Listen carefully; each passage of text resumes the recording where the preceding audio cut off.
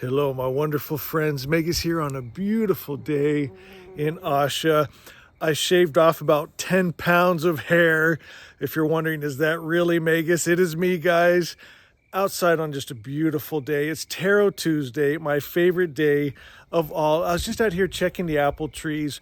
Such memories. You know, when my kids were little, we'd come out here, pick the apples, take them in. We'd make pies, or we'd just bake them up with cinnamon and sugar. It was so good. So today we did a book tarot haul that I can't wait to share what I got, but I wanted to share something else special with you. So this is out my back door, and this is what we're going to do later today. I'm probably going to make, maybe 3 videos today. We'll do Tarot Tuesday, little book tarot haul. And then, of course, we have chapter 4 of Legends and Lattes. And then we'll do, of course, an Asha video. But I wanted to show you where we're going to go for our book club today. So it's right out my back door. And now this is actually about a 40-minute hike. But I've also cut some roads. You've seen when we take the side-by-side out. Here's a root cellar. And I used to have my garden right here, but I haven't done a garden for a few years now. But if you can see, let me see if it'll even show up. You see that mountain behind me there? That's where the tippy top is. That's where I keep my chair. And so we're going to hike. And so you go down that valley, and then you go across the little stream, and then you head up the mountain. It takes probably 40 minutes. And then it's a beautiful place. You know, the mountains for me, it's very healing. Something about the forest, it just brings me such peace. And, and it makes reading special. We're going to read a chapter 4, but doing it in a beautiful place like this, it makes all the difference in the world. So let's head in. I'll show you what I got. All right, I got some goodies from Amazon. I'm so excited. First thing I got is 78 Degrees of Wisdom. This is by Rachel Pollack. And everyone had been telling me, you have to have this tarot book. This is like the tarot book to have. And I don't know why I waited so long, but I finally did it. And oh my gosh, I'm already impressed. I looked up my favorite card, the 4 of Swords, saw it in a way I'd never seen it before. I didn't even know that was possible. She uses different stories and mythology and just brings out the richness in these cards. And I saw it in the most beautiful way. And then I was thinking, another one of my favorite cards is the Hermit card. But I was thinking, oh no, let's shuffle, pull a card, and then look it up. You know, guess what I pulled? Of course, the Hermit card. That's the magic that is in these cards, you know, where they never disappoint. And so I pulled the Hermit card. It was 6 pages on the Hermit card. So genius. And she used references from Nietzsche, Thus Spoke Zarathustra.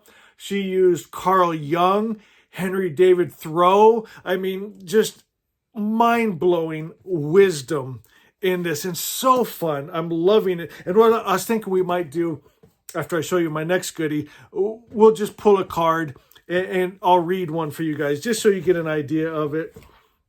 Next thing I got, again, everyone telling me this is so good. Again, I don't know why I waited so long. It's the Green Witch Tarot.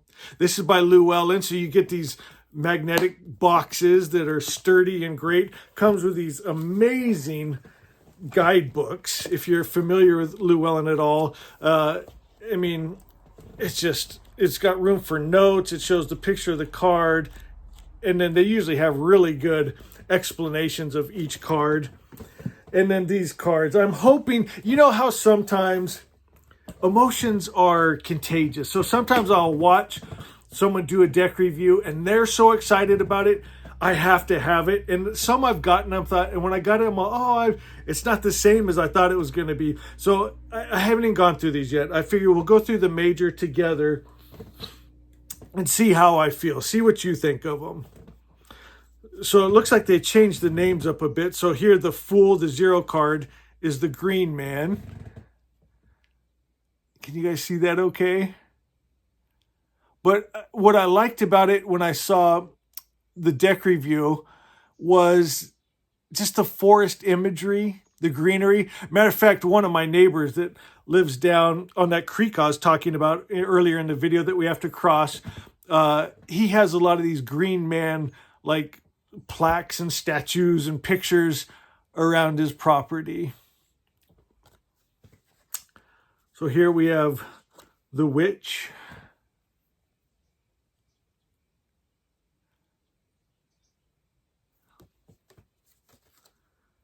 The high priestess. So what do you guys think so far?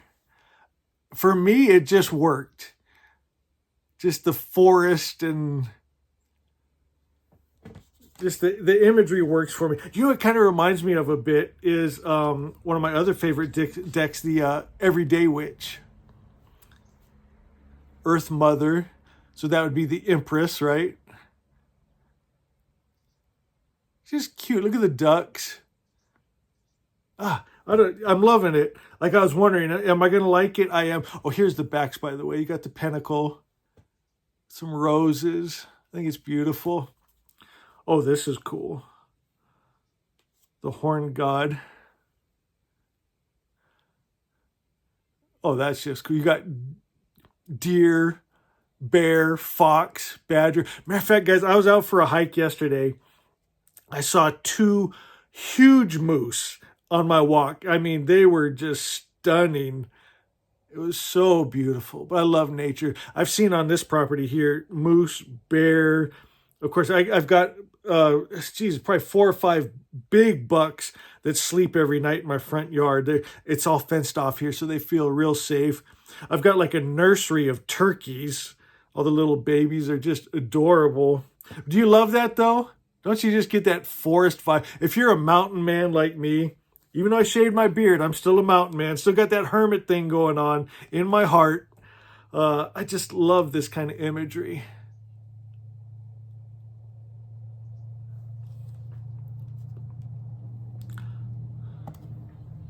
The Lady and the Lord.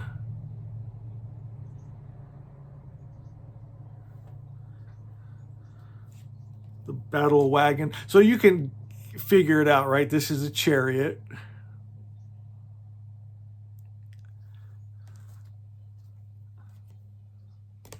The crone.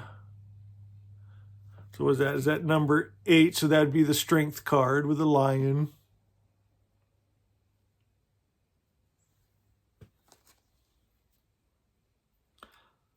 The Holly King number 9 card. So that'd be the hermit card.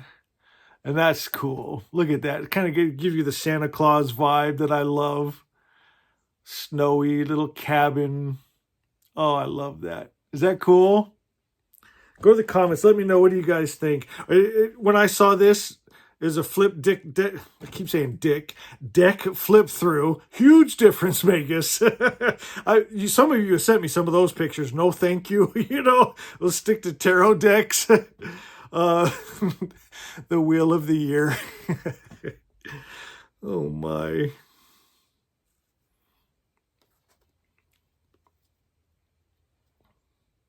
Oh, I like that.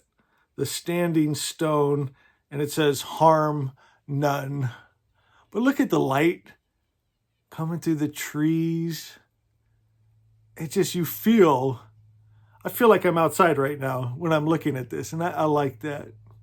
For those of you that live in the city and thinking you want to live out in the woods like the Magus, there you go. Just get this deck. You can live there just flipping through here. So this is the Hanged Man, but it's called the Oak King. But you get the forest vibes. So I'm seeing what I love about this deck now and why I had to have it. It's very green, isn't it? I should have worn my green Asha hoodie today. Guessing that's the death card. Yeah.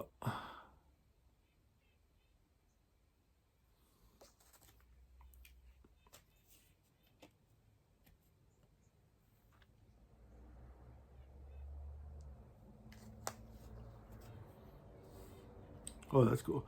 Nature. Look at the bear. I love bears.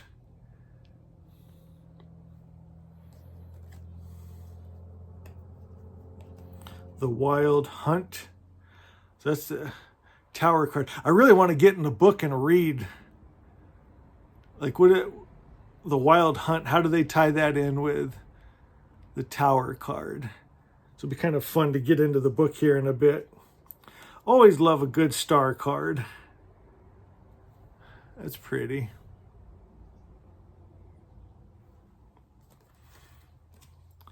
The Moon.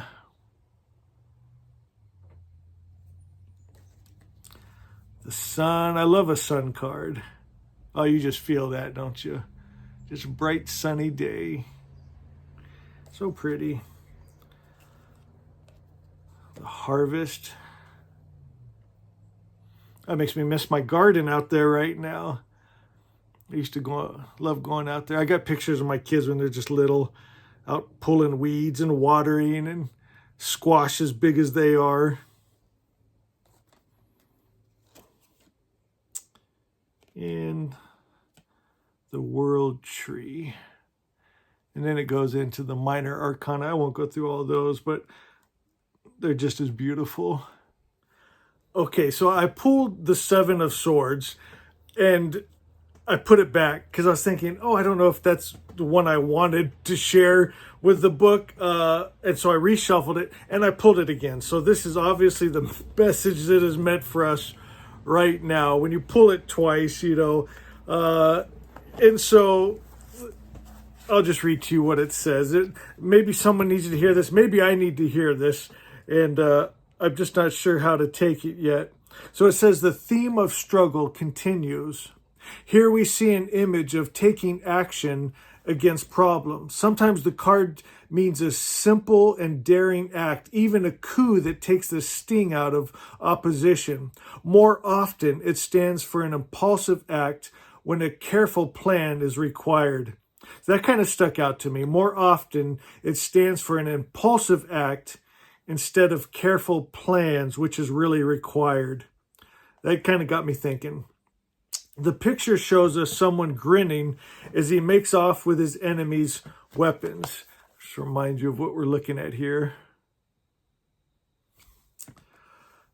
He has not attacked the camp. He cannot even carry all the swords. The card implies schemes and actions that do not solve anything. Not as obvious, but sometimes more important, is the sense of isolation involved. He is acting alone, unable or unwilling to get anyone's help. So he could have made off with more swords if he had help. He's in isolation, acting alone. Do you need to maybe ask someone for help or assistance? What in the world was that? Pine cone falling off the roof. My God, how high did that fall from? Oh, let's see. Where was I? He is acting alone, unable or unwilling to get anyone's help. Going a step further, this card can indicate craftiness, but with a flaw of habitually hiding, often for no real reason, one's true plans or intentions. This is something, I mean, you'd have to really kind of dwell on. It's hitting me deep, but I'm not fully understanding it, but I feel there's something there. Are we hiding our true plans and intentions from others, but for no real reason? Wow. Reversed. The isolation turns around to become communication. In particular, seeking advice on what you want to do about one's problems. Valuable as the specific instructions can be, just as important as the person's readiness to listen and to seek help. So I'm really getting the feel of course, I mean, it depends on your situation, but do you need to ask for help? Are you at a place where maybe you need help healing, forgiving, loving, maybe in any area that you just need some help from, and maybe you just need to reach out, maybe therapy even, you know. We've been through a few rough years, a lot of craziness going on in the world. It's okay to ask for help. The card can sometimes refer to the act of finding help, such as consulting a reader, a therapist, are simply friends. Like all else, the value of the image depends on context. Where self-reliance is required, the Seven of Swords reverse can imply an over-dependence on others, telling us what to do. When the card reversed appears in opposition to the Fool or the Hanged Man, we must look to the other cards to determine which course, independence or seeking advice, will produce the best results. So here she's saying, I mean, you probably already know, but you could use other cards you pulled to see what this card is saying to you. But you probably would know if you just did a one card pull, if you're the one needing to seek help, you need help, or if you're the one that needs more independence, not relying on others as much, And so, I mean, that's really what these cards are about. It's about teaching us to go inside, listen to that wisdom that is inside of us. It's really looking into our subconscious. What is Spirit leading me to do? And just taking a moment to pause and reflect and meditate and hear from Spirit. Either way, do I need help in this situation? Good Spirit, do I need to get help, a therapist, a friend? Maybe sometimes there's a time for isolation, right? To withdraw, to meditate, but also sometimes there's a time to come out and be amongst people, ask for help if we need help. Lot to think about there. And it's funny because I was just working with the Four of Swords and the Hermit card, right? Which is going inside. And here, this one's more talking about coming out now. Matter of fact, will you guys stay with me? This is going to be longer than I thought. But this really goes good with the Four of Swords that I just read, because remember I was saying I'd never seen it that way before. And so let me read that to you. It says, 4 relates to stabilization. For the unhappy swords, this translates as rest or even just retreat. The image shows not death, but withdrawal. People sometimes respond to difficulties by isolating themselves, literally hiding in their houses. Me. I can do that real easy. Or simply flattening their emotional reactions to hide inside themselves. This card once appeared in a reading for a man accustomed to dealing forcefully with everyone around him. The card showed him that when his aggressiveness failed, or when his confident mask grew too heavy for him, he hid from the world rather than show his other side or try to work with other people. See, this is why I've never seen the Four of Swords before. Withdrawal, however, can also lead to healing if the purpose is not to hide, but to recoup strength. So this is really going good with the Seven of Swords, which I tried to put back once when I pulled it, because I was thinking, this doesn't go along with our Four of Swords and Hermit, but doesn't it? Withdrawal, however, can also lead to healing if the purpose is not to hide, but to recoup strength. The card can mean holding back from a fight until there's a better chance of winning. Similarly, by withdrawing for a time after some deep hurt, a person gives him or himself a chance to recover. Notice that the knight lies in a church and that the window shows Christ giving a healing blessings to the supplicant.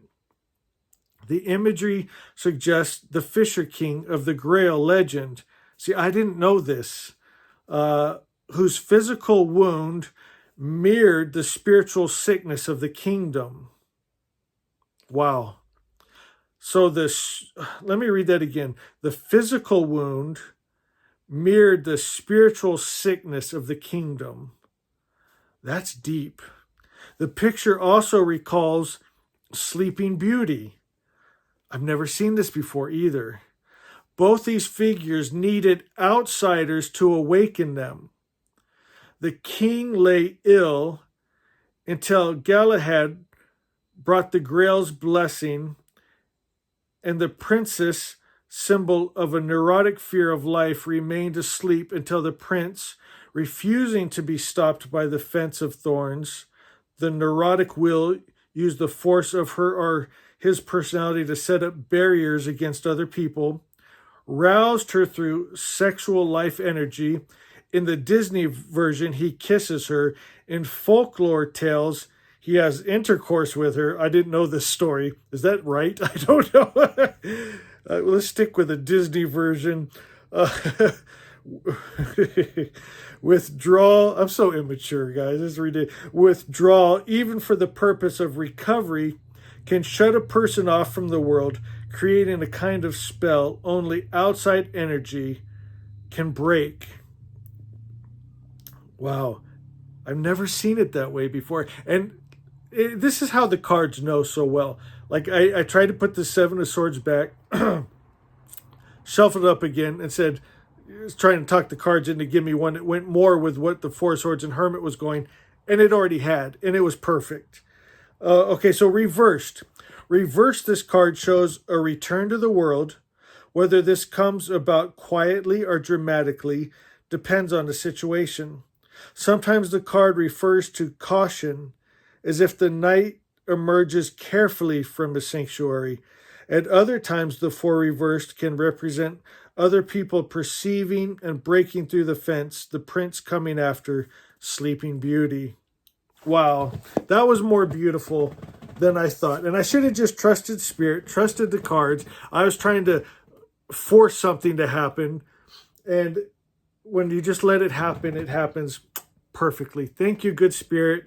Thank you, beautiful cards. Thank you, new book. I love my new deck of cards, the Green Witch Tarot. I love the 78 Degrees of Wisdom. I would definitely recommend this.